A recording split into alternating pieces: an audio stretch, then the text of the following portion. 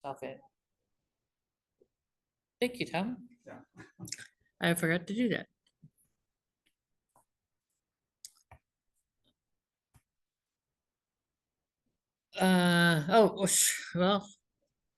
Well, there may be some tax workshops in a couple months. If CAPTA doesn't do it, I heard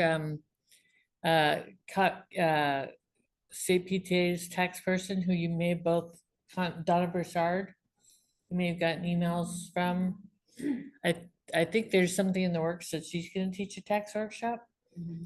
But if that doesn't come to pass, I will teach it.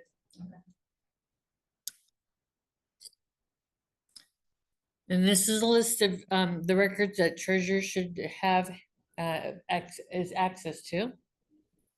Basically, audit reports, your budget, bylaws, your certificate of insurance, because they're going to come to you for the proof that you have that insurance. Your IRS letter of determination, that's what you get from Donna. Any correspondence regarding finances. Any third district or school district specific information that pertains to the money for your PTA.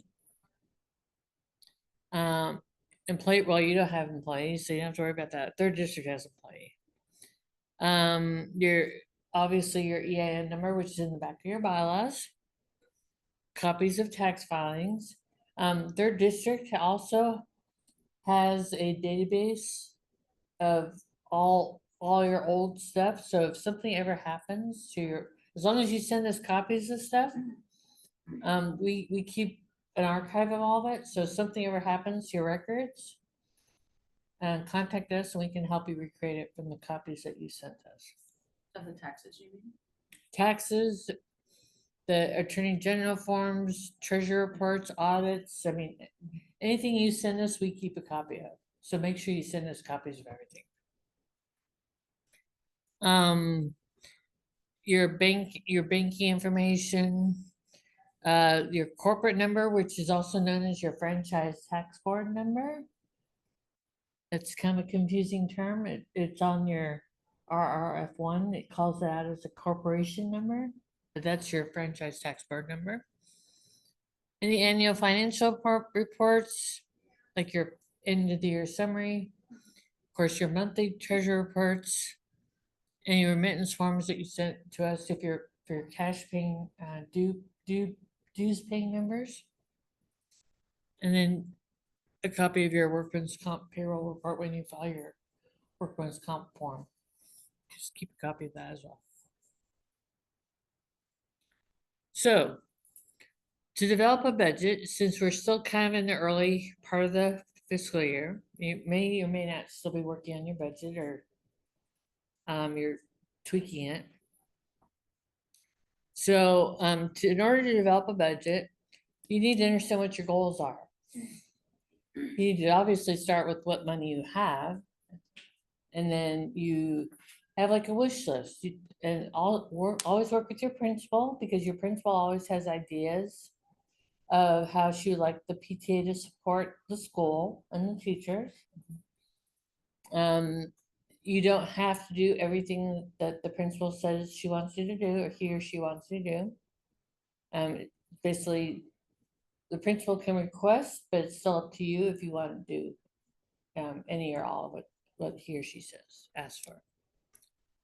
So develop your wish list. Like we want to fund 3 field trips. We want to do a science night. We want to do an arts night. We want to do, whatever family events you want, a harvest carnival or whatever you want to do. We want to do a readathon. We want to do reflections. So you just put your wish list together, and then you do your wish list of fundraisers. Like, we want to do this kind of thing. We want to do a cookie dough fundraiser. We want to do a crumble cookie fundraiser. We want to do a Chipotle fundraiser. We want to do a spaghetti feed. We want to do, any number of fundraisers.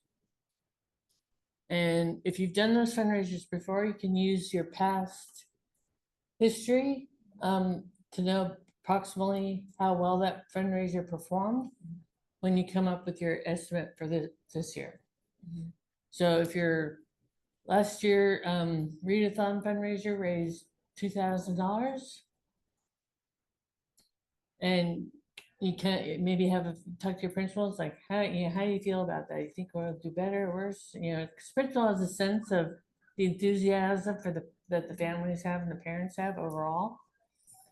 So he or she might say, "Oh, this is a really enthusiastic group of parents at school this year, so I think we're gonna beat that. So let's have a goal of 2,500." So definitely consult with your principal. And we had somebody trying via Zoom. Nikki, Oh. joined, so just Oh. to let you know. Okay. We do have his Zoom number. Excellent. Oh. I just submitted her. Oh, actually, we have two. Katie. Oh. Let's see. Oh, yeah. Part of developing the budget is actually the treasurer's job, not the president. Well, it's a combination, and the treasurer is ultimately going to be the custodian of it, so the treasurer should have Does it know where the input. money is? Yeah. Money, okay. Just like the budget that was presented tonight, I mean, I had input, but the president, Denise had input, and we had a finance committee of board members who are interested in giving their input, so it doesn't have to be the whole board. You can create a finance committee, you have a couple members join it. Have the principal join it, just whoever is interested in developing the budget. But you always keep in mind the budget is a living, breathing document. Just because you itemize everything you want to do and you put a dollar amount after it, it's not in concrete, because you don't know. You don't know what's going to happen.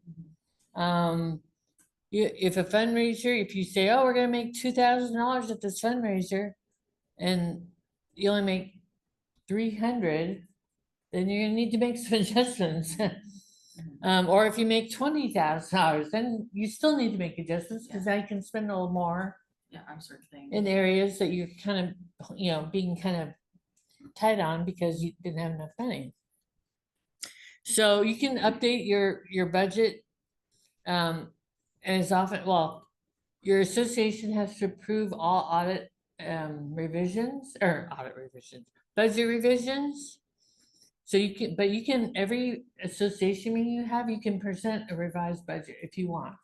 There's like no limit to it, right? No, but you just have to present it to your members for approval.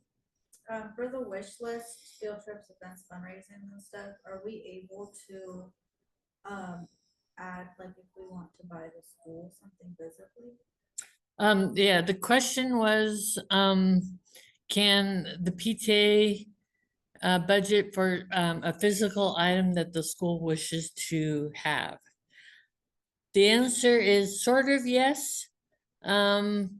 If the ed code says that the school district has to provide that item to the school, then the school better pay for it. Just because the school district's lazy or they don't wanna spend the money, if the ed code says they have to provide that item, that's the law. Ed code is law. So if you find out, oh, we want, this, we want to have this item, make sure that it's not required by the ed code that the school district provided. Now, that being said, you can enhance or supplement or go above and beyond. So if the ed code says, I don't know, that the school district has to provide 25 widgets to the school, and they have a specific amount, 25 widgets, or a certain percentage based on your enrollment, and your school wants more than that because they feel they have a greater need, then you can buy the extra, Do as we long have as the to wait school until- buys the minimum. Okay, do we have to wait until that's provided, or can we just do it and assume they're gonna do Who's So, they? you know, like you said, the district has to provide the first Right. 25, right? And they want 100, so we're gonna provide the rest. Do we have to wait until we see that the? school Yeah, district I has would do provided, that, or- yeah, yeah. The question was if the school district, if the ed code said that the school had to provide the 25 widgets and they wanted 100 widgets, and the PTA was willing to buy the extra 75 widgets, should the PTA wait until the school buy those required 25 before the PTA buys the extra 75? And I recommended yes. How do we know what is on the ed code for the school? How do we get that information? You can contact the school district. They need to be upfront about that. I think the principal would have it too. The principal should know it Yeah. too. Yeah, the principal definitely should know it. There's a question in the chat. Oh, yes, thank you. How would you know, how would you find out what the ed code says they are supposed to provide? Example, we were asked to purchase a copier, which I assume is something the district would provide. So I'm curious how we found out about the ed code.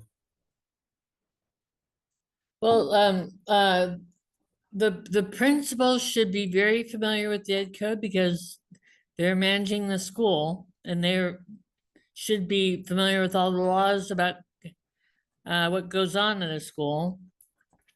But if the principal, for whatever reason, does not know or claims not to know, you can go to your district office and maybe talk to somebody in your, depending on what the item is, you can maybe talk to somebody in your facilities department if it's like a bench or some actual piece of, like the copier example.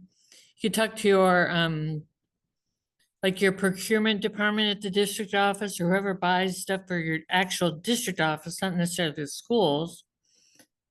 Because the procurement department or purchasing department or whatever your district calls it, they also buy stuff for the schools and they know what the ed code says that the school districts have to provide. She added, the principal was the one who asked. Oh, okay. But I guess I would also make sure that that you bring it to the association, because the executive board should be really implementing the will of the association. And it potentially could cause you to lose like membership of people when they say, this just seems to be buying things for the school and the staff, Right. and not really For the students. for the students. Right. So. I but- mean, yeah, you could argue, teachers use the copier to copy things out to give to the kids. So that's like, it's a reach, but you could argue that. Yeah. The other thing is with buying copiers, and this is a thing I will seriously caution you about, is that when you buy a copier, usually you have to, it's a good idea to buy a warranty or a maintenance agreement. And usually it's like an annual subscription, or you pay a renewal fee every year. So if you buy the copier, it kind of means you're committing the PTA to renewing that maintenance agreement every year for whatever the term of the maintenance agreement is. And you really should not, it's called encumber future boards with expenses that your current board is assuming. So really take have a very serious discussion about that, because that, plus you have a liability. What if somebody gets hurt using the copier? If they get shocked, then the PTA is maybe has liability for that.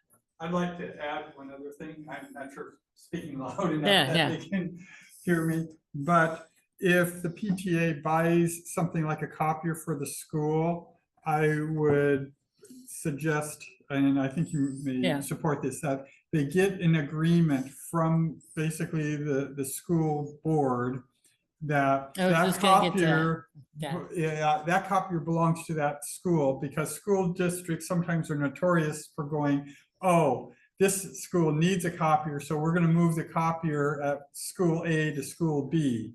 And so, that's before just buying Yeah, something for yeah. the school. And I can't remember the name of the form. It's a donation form or some kind. There's actually a PTA version of the form in the toolkit, one of the financial forms in the state PTA toolkit. It's something like a donation form. And you describe the item that you purchased in great detail, serial number, the value of it, the manufacturer, everything. And then that form goes to the school board, and then the school board has to vote on accepting that donation, and it goes in the minutes, so that minutes are public record of the school district.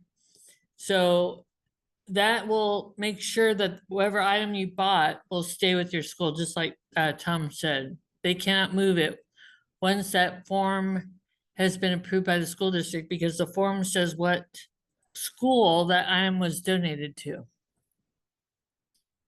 There's one other question in the chat. Yeah. How do you define probable income?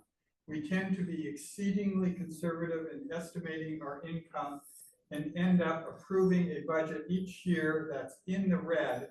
In actuality, we always end the year with a surplus. I think we should balance to zero, but I'd like some guidance to share with the team. Is it 80% probability, or what guidance should we use? Well, yeah, you are right about the income and the expenses, at least on paper, looking like you are ending with $0 at the end of the year. That is so unrealistic, because you need money to start the next school year with. So if you have more money than you have expenses, if you earn more money than you paid out, and you've got a surplus, then make sure you keep that surplus in a category called unbudgeted or unallocated. So it still shows as like an expense, but it's an expense that you haven't spent, because it's like a savings account, kind of like. But if it's a reverse and you spent more than you've taken in, well, you shouldn't be deficit spending, but what if you have when you have a beginning balance at the beginning of the year, so you have $5,000 from last year that carried over to this year, and you look at your expenses, your income and expenses for this year, ideally, yes, you want just what you're estimating to come in this year, and the money that you're expecting to go out this year should balance, it should zero out. And then you can just not touch that $5,000 that you're carrying over, and that's like your savings buffer in case you do have a bad year, and oh no, things are more expensive than we thought, so now we got to dip into that $5,000.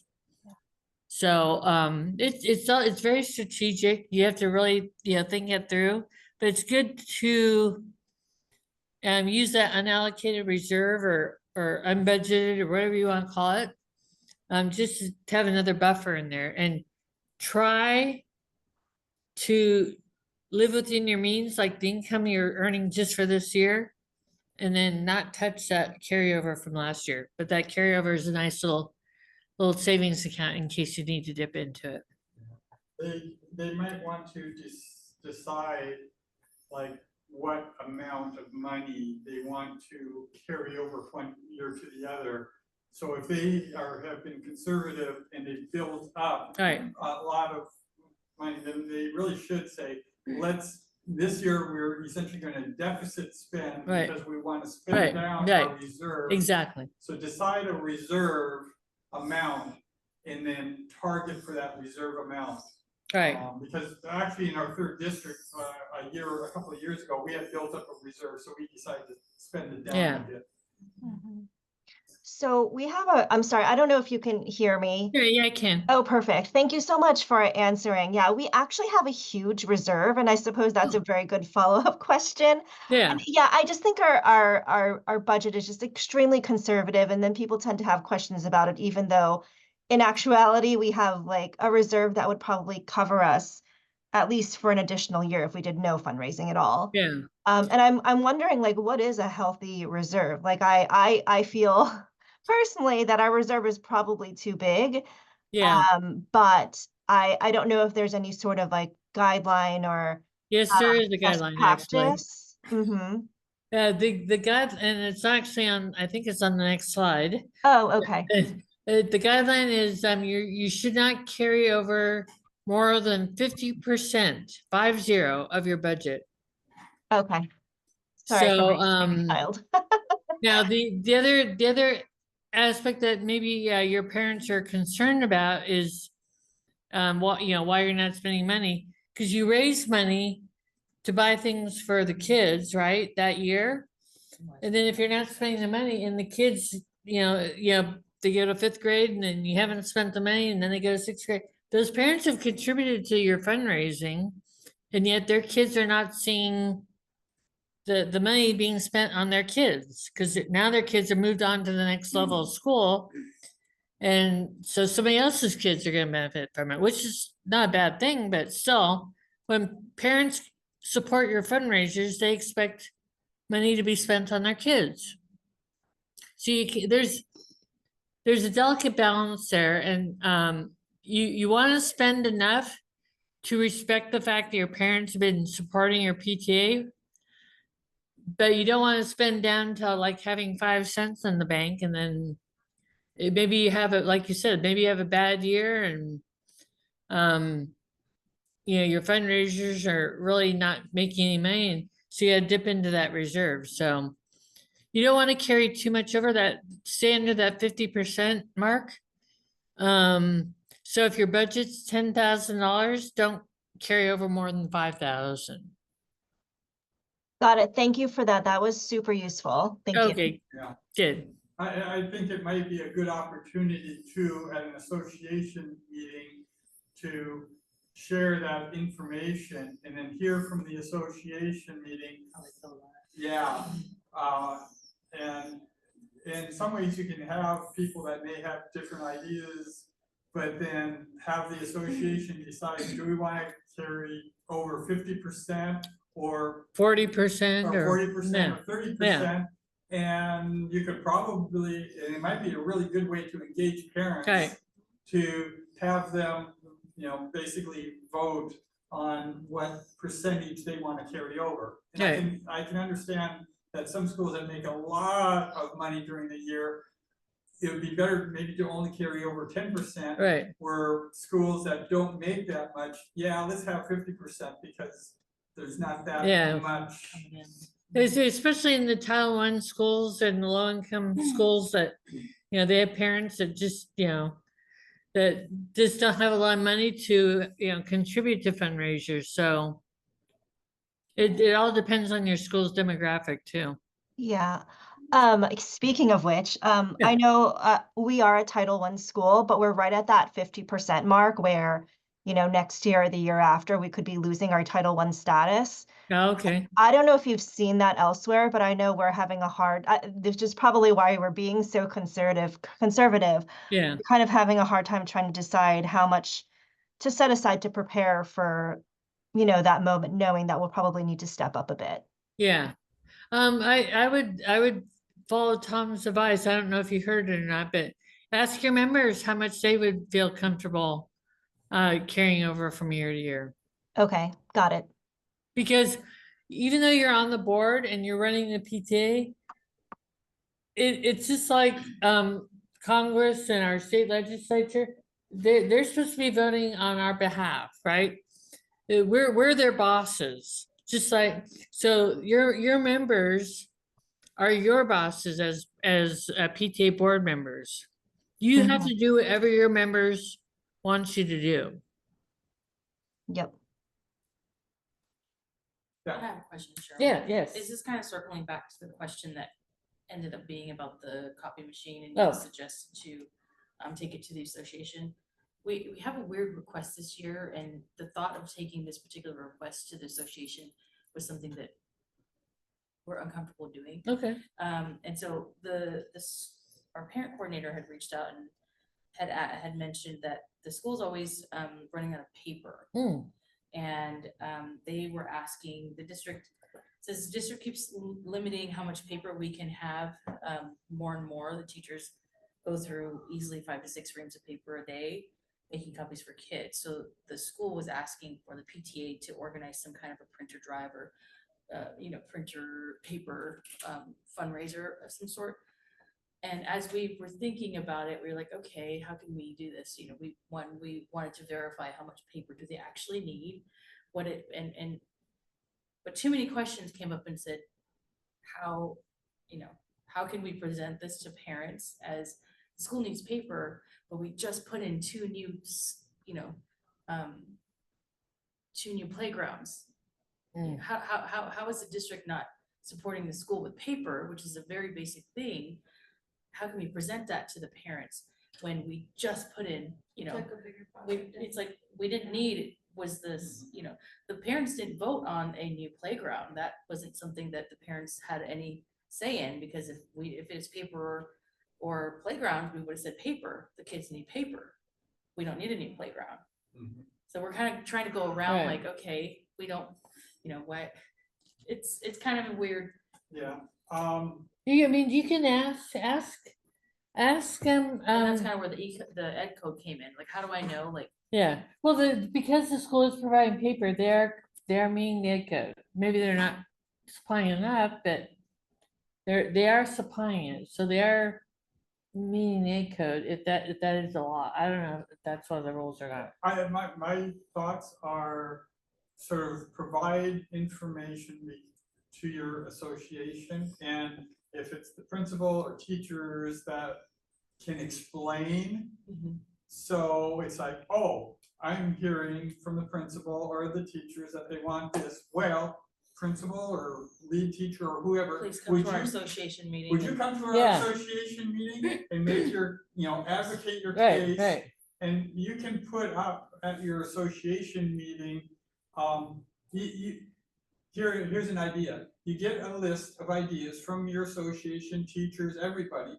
You put it up, and then you give people like 3 dots at the Yeah. association Which meeting. ones would you be And willing to? have the people put dots Yeah. next to the things they want to prioritize. right, And then things that have the most dots, they get to the top of the list. yeah. And That's if what you I have money, do. you can do the other things. Yeah, we actually, we require either principal or VP to be present. Well, and the And principal's then we always have present. them do the Yes. presentation, like, this is your part. Yes, so the Mhm. principal's always present at our association meeting. What I had suggested to the current president now was, in order to even present this to the association, we need hard facts. So Yeah, we need right. some kind of a letter from the district that says your paper budget has been cut, or, something from the principal that has hard facts, because, any parent can easily call the district and get this information, Mhm. which means we need to be able to provide them information, because as a parent, I'd be like, well, why am I going to Chipotle when school needs paper? I'm not gonna go to Chipotle, I'm gonna get the school paper. Yeah. There's so many things like Yeah, that can cause an even more bigger issue, as a parent, because I'm a parent, I'm like, why do we need paper? yeah, And why is that?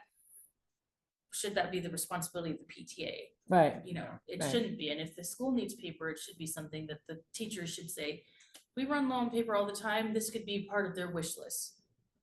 When they say, parents, we need tissues and we need Clorox wipes, yeah, add a couple of reams of paper in there every Right. quarter.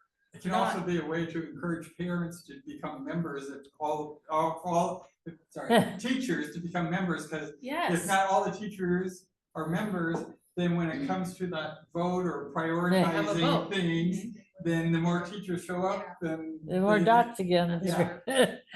So one of the things that I found in leadership, because it's easy for being a president or leader for people to always point to you, to blame you. Mhm. So the more that you can do to say, this is the will, this is what the association voted on, this is what our executive board voted on, which is also a reason that at meetings that the president simply facilitates them, and basically the president should like almost never vote Yeah, on Yeah, the during an pres- executive board meeting or during an association meeting.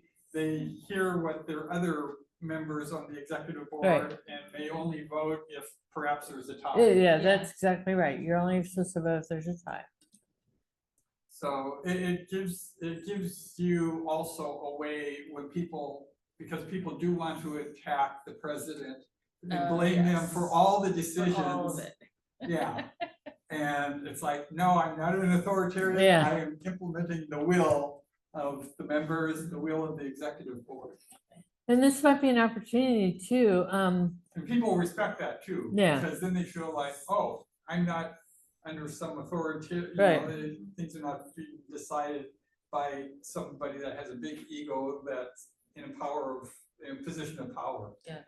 And this might be an opportunity. I don't know what the capabilities of your copier is, but if it has double-sided copying, maybe you should advocate instead of single, making a lot of Double-sided single-sided paper. copies, which consumes tons more paper. Yeah, Let's try double-sided, so you have 2 pages you want to print, you're only using 1 piece of paper. That'll Mhm. save a lot of paper.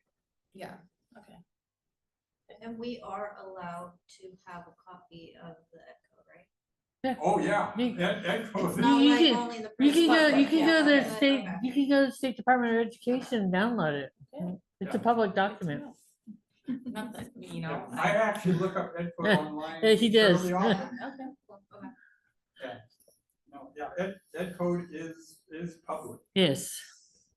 Actually, the legislature does a pretty good job. They have a very good website that, when you go to the infolegislature.ca.gov, Yeah. you can put in terms and it will find Yeah.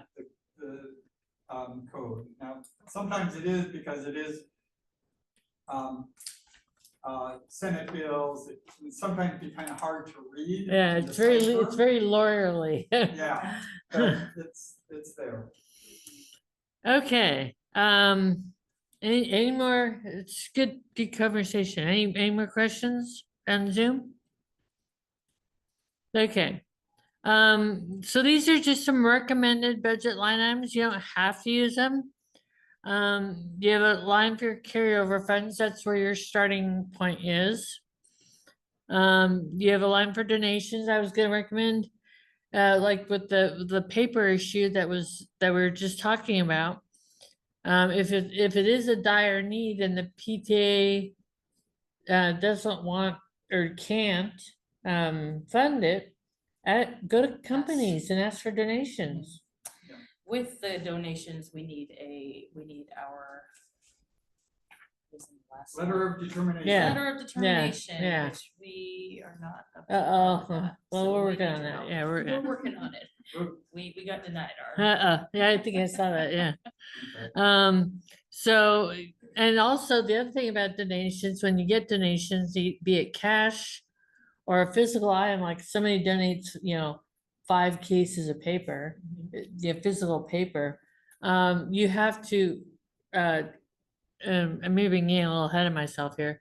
You have to record the dollar value or approximate dollar value of that donation, because you need to report that on your CTTR1, which is the Attorney General file, form that you file on by November 15th. So just keep a separate log or spreadsheet, detailing all the donations you received of any kind, cash, gift cards, physical items, anything. And of course your fundraiser income, we get, the old saying, you gotta spend money to make money, so you're gonna have fundraiser expenses, you have your insurance expense, and we just heard in our association meeting that the 2026 premium is $305. That'll cover you from January 5th of 2026 to January 4th of 2027. But you have to pay it this year. And then of course, your membership per capita. That's in particular for your cash paying members. And then the dues income is a portion of the dues that you get to keep. So for instance, if you're charging $10 per member for your dues, if you be it totem or if you send a check in the third district, you only get to keep $4 of that $10 because 6 of it goes to other layers of the PTA hierarchy. But that $4 is income for you. And then of course, any membership drive expenses that you have, like if you make banners or anything like that. And PTA operating expenses such as postage, if you're, because you're hopefully you're mailing like thank yous for donations. If you buy regular number 10 envelopes to mail those thank you letters. Some PTAs buy printing for their president and or treasurer because if they print things on their personal printers at home, like reports and so forth. Some schools will not allow PTAs to use their copy machines.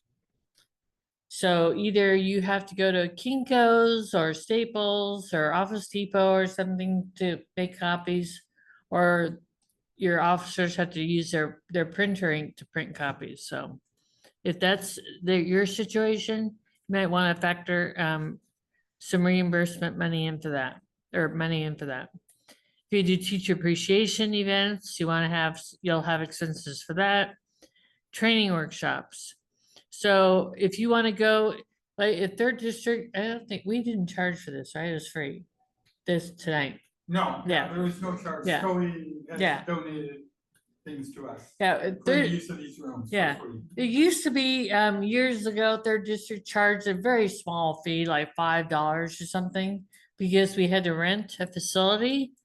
And so that is a PTA expense, and so you should have a budget line item in for that. That would also go for if you want to go to PTA convention, if your PTA wants to help an officer go to the PTA convention or attend some other PTA event, state PTA or third district that has a admission fee or registration fee, that is a PTA expense. So if your PTA has the money and wants to do that, that is an acceptable expense.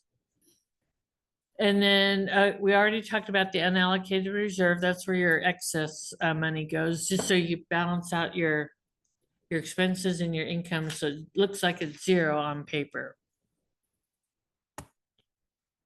And then budget approval. So in this, at the end of the school year, like at your last association meeting, you should approve a small, it's called a contingency budget.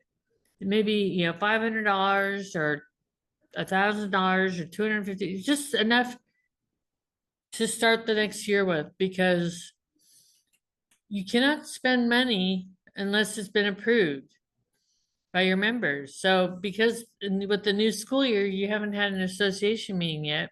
Maybe you want to do something on the first day of school for your parents. Maybe you want to give all your families on the first day of school donuts or coffee or something. Well, you don't have an approved budget. You don't have anything approved, so you cannot spend money. But if you approve a small contingency budget at the end of the previous fiscal year, then you have that bucket of money that you can use to start your school year off until you have your first association meeting and get your full year's budget approved. So I really recommend that. Yeah, so and then then you approve the full year budget with your members at the first association meeting. But keep in mind, just adopting your budget does not mean you've got a green light to spend money. There is another step involved. Let's see. I think I'm gonna go a little out of order here. I think I should put these in a different order. So that the extra step is called releasing a fund. So you have your budget approved, everybody's happy, yay, we have a budget. And now you have, and you should be approving your calendar as well, just like we did tonight. And you know you're gonna have a back to school night thing, and you're gonna be spending money. And it's before your next association meeting, so what you have to do at your first, because that, okay, let me slow down.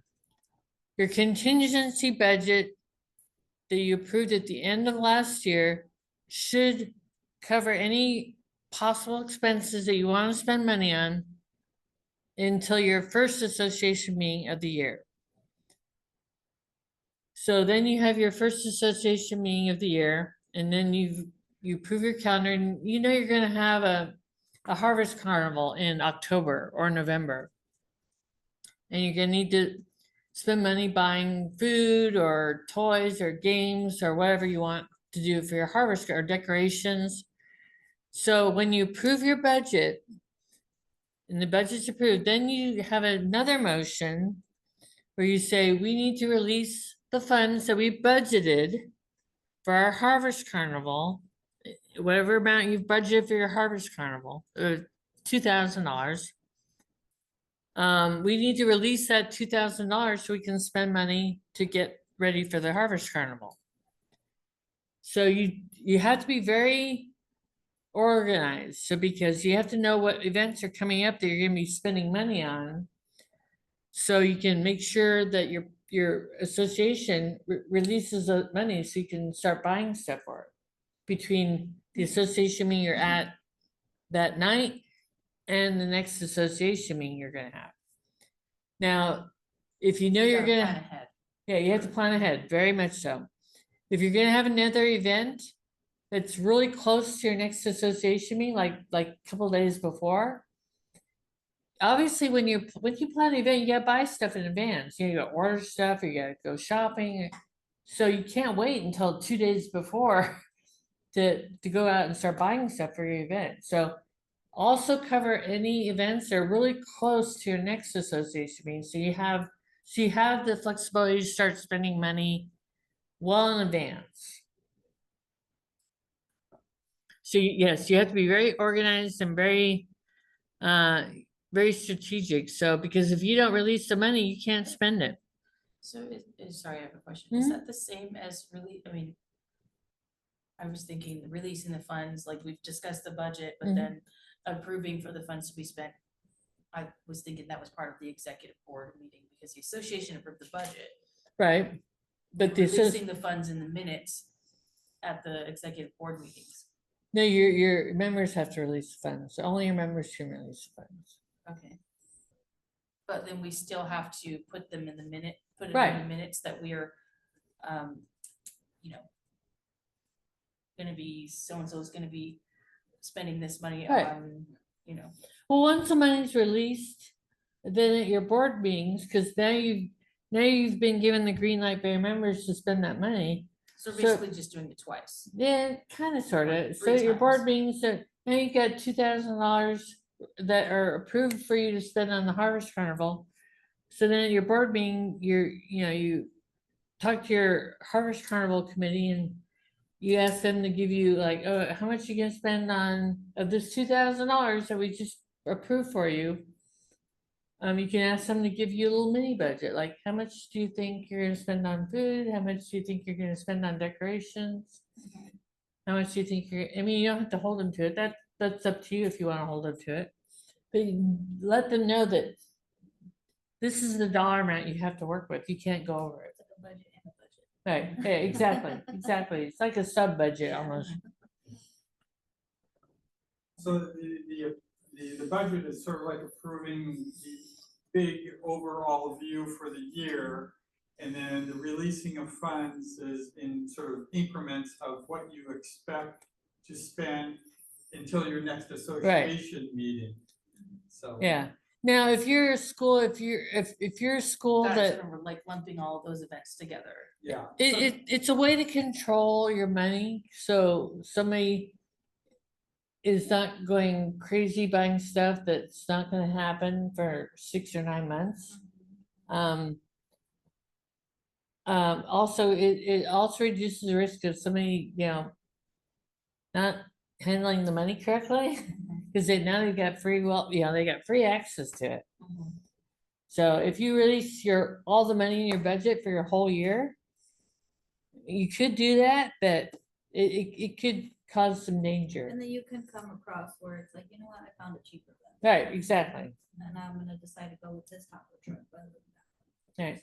You know, so we can adjust to it. Now, depending on your budget, if you're a really small school, maybe in a low income area, and you only have like $1,000, that's your whole budget is $1,000. That's all you got. Hey, you might want to consider just releasing the whole thing, because I mean, it's ridiculous to, we're gonna release $20. And then next association, now we're gonna release $50. I mean, you have to kind of use your best judgment. If you have a nice, comfortable amount of money, I would recommend you do that release at every association. So at meeting. the association meeting, so if we're asking to release funds and like, let's say our association meeting's coming up in September, and in that time frame from September to the next one, which is in November, we've got a book fair, Right. we've got a harvest festival, we've got class prizes, things like that. We have plans, so we would ask the association, we need to release, $100 for the book fair. We need to release $3,000 for the harvest festival. Do we have to break that down in depth of what that budget is going to be? Well, it should be in your overall budget that you approved. You should have a budget line item for book fair, a budget line Yes. item for. I understand, but I mean like, do they have to have the actual, okay, well, this $3,000 we're gonna use for the harvest festival, and $100 of it's gonna be prizes. It's $200. Oh, no, you don't That's know. what I mean, because Yeah. they No, don't you need to just- know all of that, we just have yeah. the max budget. Right, you just release that Okay. budget line item at a very Got it. high level, Okay. yeah. Okay. And then it's up to you as president to know how detailed you Yes. wanna manage it. Okay. And that's just And between, that part is in the minutes when we're Right. discussing with the executive board. right. Yeah, the members don't need to be mired in Because that. I'm imagining our association meetings, we've gone Yeah. really long just because of Right, that. right, 'Cause no. it's a lot of information. Yeah, to they take don't in. bog your members down in minutia. Okay, Keep it at a very high level. got it. All right, so going back to, so if a couple months go by, your next association meeting's coming up, and you're saying, oh, boy, I don't think we budgeted enough for our harvest carnival. I think, we only budgeted $1,000, and things are looking more expensive because obviously prices of the things change. So we better revise our budget to $2,000. But this other budget line item we budgeted $1,000 for. But I don't think we're gonna spend that much. So let's reduce that budget line item. So you still want to zero everything out, your income and Yeah. expenses. So if you're gonna bump something up, you better bump something down to Got it. balance it out. But Sounds like a lot of it is based upon timing yeah, of when your next association meeting is. So then you're looking at what's gonna happen between now and the next association meeting. And that's when you decide what funds you wanna release at this meeting. And then when that other association meeting comes up, that's also when you kind of do the amendments to your budget Right. for the last half of the school right, year. right. This is a budget sample. I would say it's a little inadequate. This is one that's out of the toolkit. There really should be 2 columns here. You should have a column for your budget, whatever your budget was approved, or if you adjust it, whatever the approved adjusted budget is as you go along. That should be the left column budget. Actually, it should be 3 columns. The middle column should be your actuals, like how much have you spent toward that budget line item. And then the third column should be the difference. So if you're getting, that'll show you, ooh, wow, we're really getting close to spending our limit for that budget line item. Maybe we should tweak it. Or, wow, we haven't spent any money on this budget line item. I don't think we will, so let's eliminate it. So that gives you really good at a glance picture of where your money, where you're at financially status wise. Treasury report. Your treasury report must include the starting balance, the ending balance, and a list of deposits on where the money came from at like membership, donations, whatever. You don't have to go in like super duper, heavy description, but just so people know where the money came from. And then your checks or payments and a description of what caused that expense, like Harvest Festival or readathon or whatever. And then as you saw in the our association meeting, you have a list of things we ratified. And it's basically just a summary of the checks that were itemized above in the list of expenses. And then so treasury report for your board meetings, obviously because your board meets monthly, so your treasury report has to be given monthly. Association meetings are a little different because most PTAs, they don't have monthly association meetings.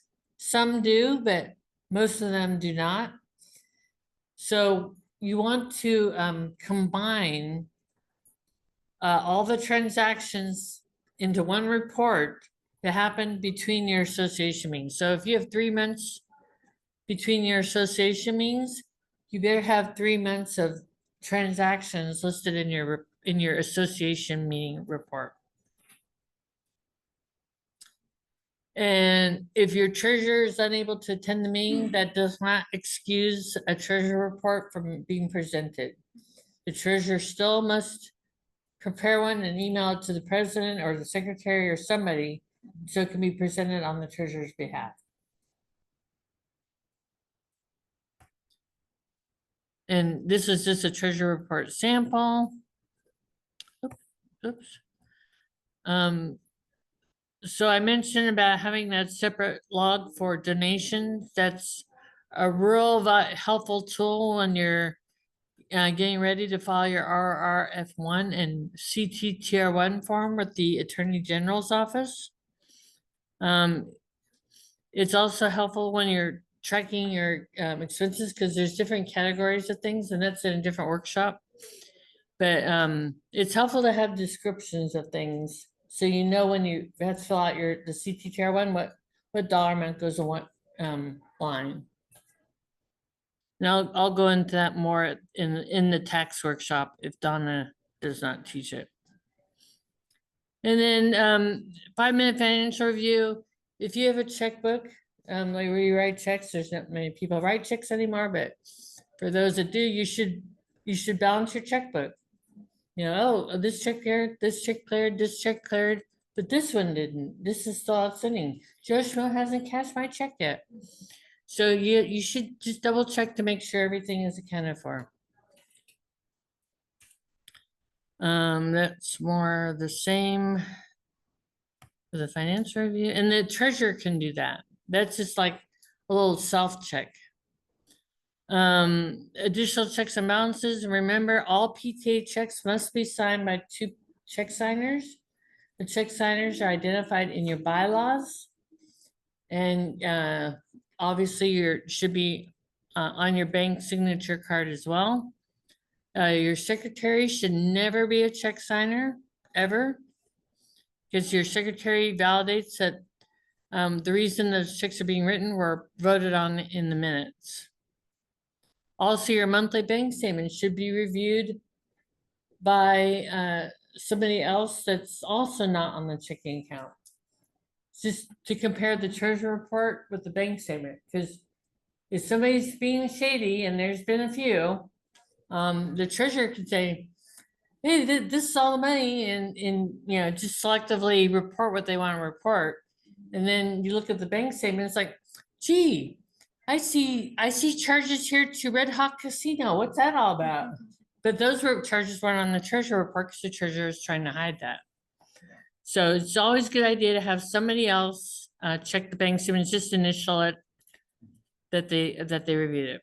I think one of the best ways to prevent mismanagement of funds is when the bank statement comes in to the school, and it should always be sent to the school, that the school secretary, whoever opens it up, makes a photocopy of it and keeps a copy at the school, so that the person that has the bank statement, they know that they're not the only ones Yeah. that know what's going on or can find out what's Right, going on. right, exactly. Because that, if there have been some schools where embezzlement has occurred, actually, there's one in Woodland that they actually have filed a police report now. But because they didn't follow those checks and balances, that somebody that had control thought, oh, nobody's looking, I can do this because nobody's Yeah, looking, nobody's right. caring, there's no, you know, matter of fact, one time the bank statement came in to, came into the principal, and the principal opened it, and this PTA, yeah, thank you, yeah, the PTA president got mad at the Freaked out? principal. Oh, Yeah, that's a red and flag. told the principal, no, you're not supposed to open up our bank statements.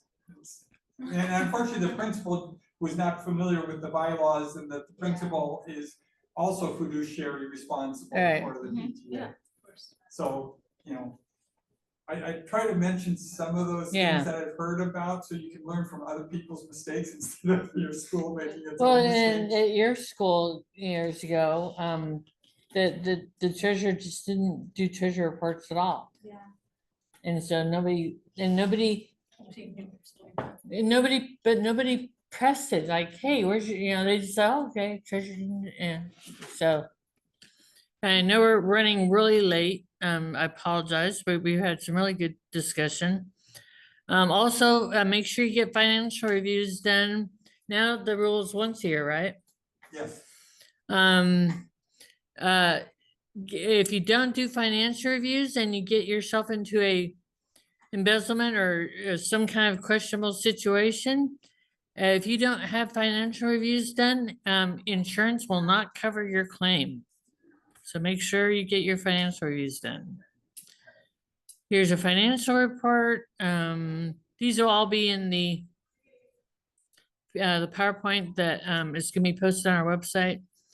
Here's our workman's comp form. You report people on your workman's comp form that you pay, but they don't have their own liability insurance. So basically, you're covering that individual on PTA's insurance. So for example, if a parent is an amateur DJ and wants to do your DJ your dance, but they're not professional companies, they don't have their own liability insurance, everything. And you pay that parent $100 to do the DJ, just write their information on this form and report what you paid them.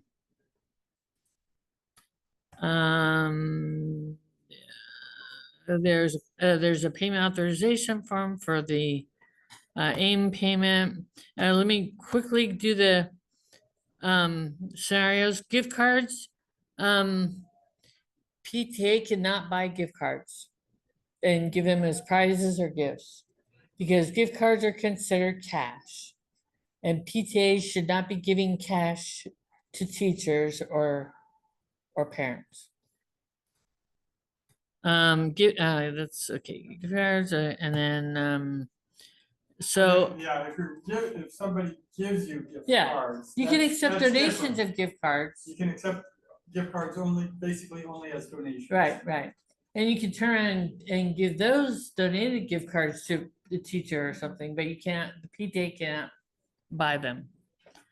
Handling requests for, I know, parents and schools have really big hearts if they hear about some major disaster. They wanna do a donation drive, or they wanna, or maybe a parent, a child is killed, walking across the street at school, that's happened a lot sadly. And they want to do something for the family. PTA cannot, I know you want to, but you cannot do that. PTA cannot give money to nonprofits. You can only give money to another nonprofit. So if you want to, and of course your members have to approve it too. So if you want to do disaster relief, maybe there's an earthquake or something in another country, and your members say, yeah, we want to do that, we can do a donation to American Red Cross or some nonprofit, but you can't do it directly.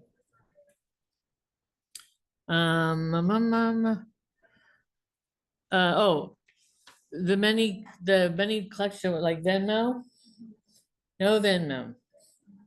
That's actually what happened partially with that school in the Thomas. The officer redirected the money from Venmo because it went to her personal Venmo, and then, yeah, it was kind of a mess, so. I saw that you guys have PayPal, though. What's the difference between PayPal and? Because and PayPal is Venmo? linked to your PTA bank account.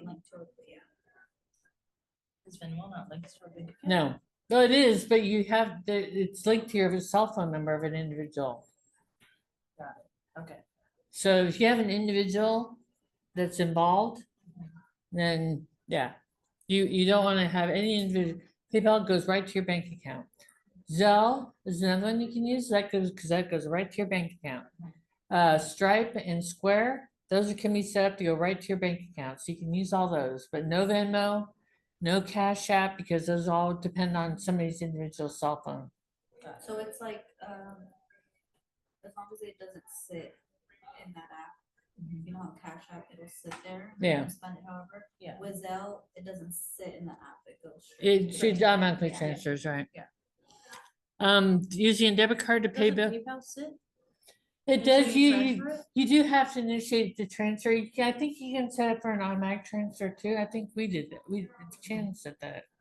Yeah, I'm pretty sure she did. We're just trying to find other ways to collect payments for membership fees as well as spirit gear orders, and parents do not like, they do not like Totem. Yeah, well, I understand that. Here's another website that's very popular that PTA is actually sanctioned. It's called Give Butter. And you Get can better. give butter, Give like butter? butter, like margarine.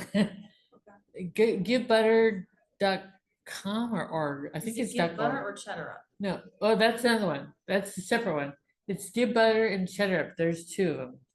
Because we were told, one of our new president had said, you know, PTA, National PTA is suggesting and pushing Cheddar Up. Yeah. But they were also pushing Totem. So which one is it? Well, they're To- pushing. Totem for membership. Yeah. Cheddar Up for your store. Because Totem has a store as well. So Yeah, it Yeah. does. But they want you to use Totem for membership because with membership, it automatically disperses the money to all the different Yes. levels of PTA. So your treasurer doesn't have to write, all these checks. But the store, it's just a platform for your store. So the money still goes to you. Yeah. It did, we don't get any part of your Yeah. sales or state PTA. Yeah.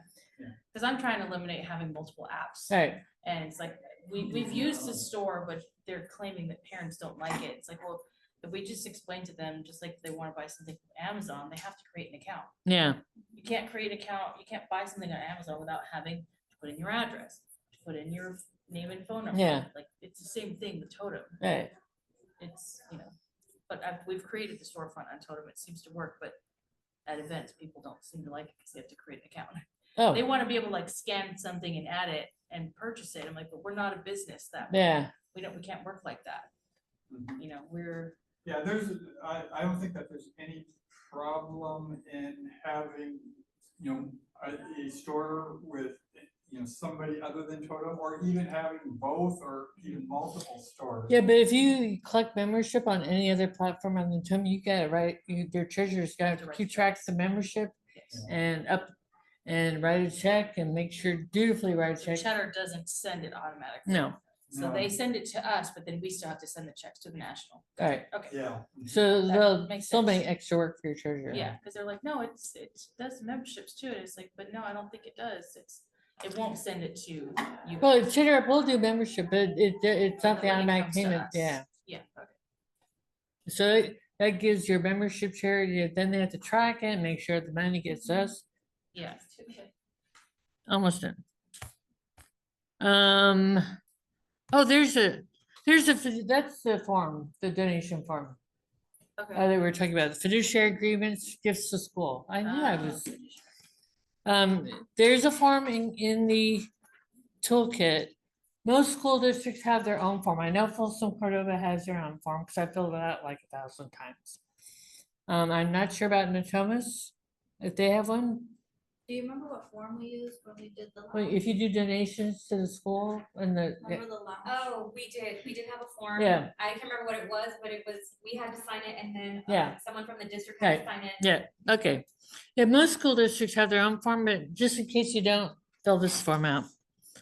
And babysitting, you can have babysitters, but they have to be over 18. You can't have any hot liquids around, and it has to be an adult, like a parent, has to also be around. And if you're gonna pay the babysitters, make sure you report it on your workers' comp form. Movie nights, you cannot show movies without a movie license because you'll be infringing on copyright law.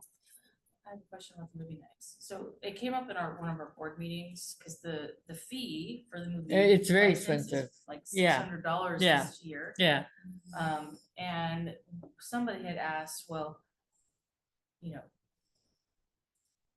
does the district not already have a movie license?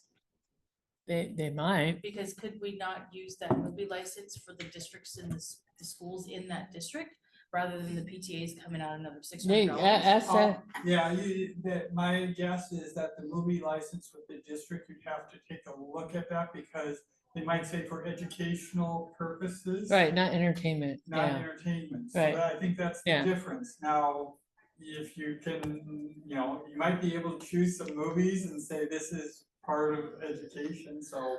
Well, the reason why I'm asking is because our principal does not want us to have movie nights. And so if we don't, one, for a number of reasons, we want to have them, but he says every time we've had them, parents drop off their kids, they leave, yeah, they don't, right, we're right. babysitters for the night, and so Right. he doesn't want to do that Right. anymore, which means then if we're not doing movie nights, why should we spend the $570? Well, yeah, if you're not doing movie nights, you shouldn't. Because then if the district has a movie license, the teachers can't, they have to abide by those movies Right, on their list, and the PTA But doesn't from our have to. understanding, you only need the license if you're charging for the event. So what we did is we had a free movie night. We played the movie and we charged for like pizza. yeah, you can't charge admission to the movie, but you can charge for like concessions. Yes, Yeah. that's what we did Yeah. to get out of the whole Right. having to pay, because it was So actually, then- it was like Because $1,000. it's always free. We always do our events for free.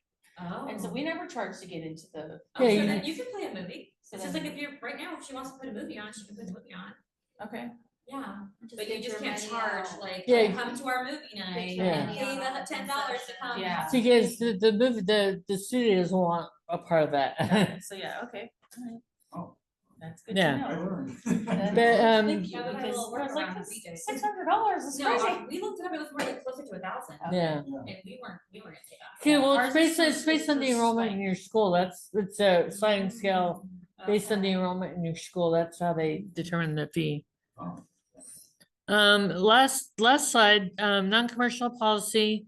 So I know a number of schools do sponsors, they have companies sponsor and they give like a big check. And, you always want to thank your sponsors. You want to be very generous with your thank yous, but you cannot say, thank you, Joe Schmo Company, for sponsoring our dance-a-thon. Please go buy widgets at Joe Schmo Company because it's the best. You cannot do that. All you can do is thank them. Thank you for Joe Schmo Company for Sponsored doing, by yeah. Joe Schmo. You can put signage all over your event, like sponsored by or donated by Joe Schmo Company. That's the extent of it. You cannot encourage parents to go shop there or buy their products.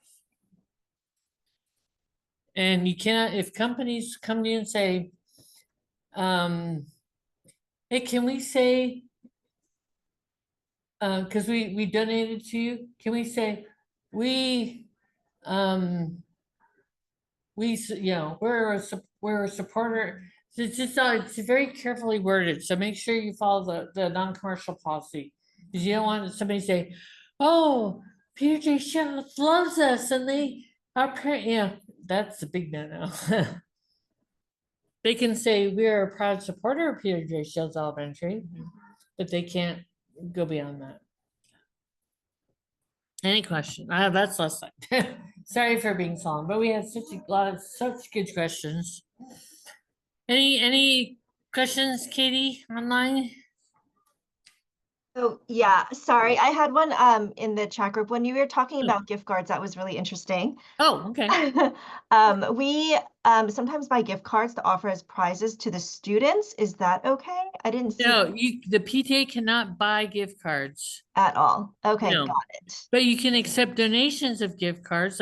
If businesses want to donate gift cards or parents want to Right, donate, you can right. give those out, but you can't buy them. Okay, got it. Thank Yes, you. that's the same as giving cash to that student. Yeah, yep. Thank you. Okay? Yep. All right, Thank you. Thank you so much. This was you're amazing. welcome. Yeah, I think there's been some PTAs that's what they've done is they sent out to their parents, hey, have you gotten gift cards, you know, for, that you have never used? Like, you get a As a gift card for donation. Starbucks, but you're not a coffee Yeah, drinker, yeah. and you know, so then, it seems like there's lots of people that have gift cards that Yeah. were given as gifts that they just collect. Yeah, So, you know, you can do a gift card donation drive. yeah, exactly. And then you can use them as prizes. Right, Because right. they were given as donations for people that don't use them, yeah. Awesome, Right. thank you. We'll get the links for that. Yeah, Or the- Yeah, Copies? we'll be posting the slides and the recorded videos on our training website. Perfect. Yeah. Cool. Did you guys get a copy of the calendar? And the calendar will be It- also posted on Okay. the But I website. think you printed it, right? Is there a physical one? I think there was physical. Yeah, ones in I there. think there's, yeah. It's on the link to the agenda. Yeah. Yeah, I do remember. thank you, Katie. I'm sorry for going late. No worries. Thank you. All right, let us know if you have, you've got my phone number here. In my Okay. email if you have any questions. Okay, will do. Thank you so much. I appreciate you. You're very welcome. Bye-bye. Bye-bye.